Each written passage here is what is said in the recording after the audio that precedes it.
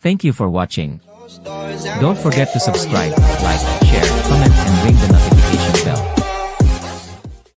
Ang ating munting bubuwit ay hindi mapigilan na magbigay ng kuro-kuro sa pagkasuspendi ng SMNA ng 30 days operation ng National Telecommunications Commission.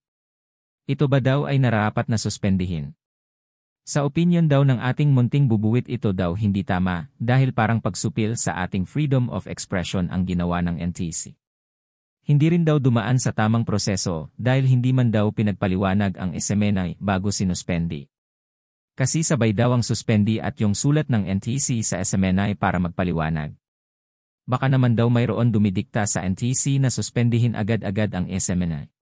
Samantala, si Senador Amy Marcos noong Huwebes ay nagsabi na dapat sana ipinahintulutan muna ang Sunshine Media Network International, SMNA, na magpaliwanag bago ipinatigil ng National Telecommunications Commission, NTC, ang kanilang operasyon. Ayon sa suspension order ng NTC, ito ay batay sa House Resolution No. 1479 na nag-udyok na ipatigil ang operasyon ng SMNA dahil sa tatlong partikular na probisyon ng kanilang legislative franchise na nilabag. Sinong natatakot sa SMNA? Anong media entities ang mananatiling nagtataguyod ng kalayaan ng pamamahayag, pananalita, at pag-iisip? Tanong ni Amy. Bakit natin pinapatahimik ang lahat ng hindi sumasang-ayon sa atin, hindi man lamang pinapahintulutan na magpaliwanag muna? Paano nangyari na naglabas ang NTC ng show cause order pero nagpatupad din ng 30-day suspension?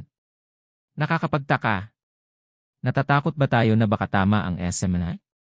Natatakot ba tayo sa katotohanan? Patuloy niya. Ang order ay may kasamang instruksyon para sa SMNA na magsumite ng isang pagsusulit na paliwanag kung bakit hindi sila dapat mapatawan ng administrative sanctions sa loob ng 15 araw mula sa petsa ng pagtanggap.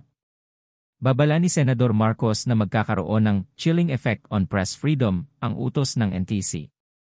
Ang karapatan sa due process at kalayaan ng pamamahayag ay mga batong panuluyan ng ating sistema ng pamahalaan.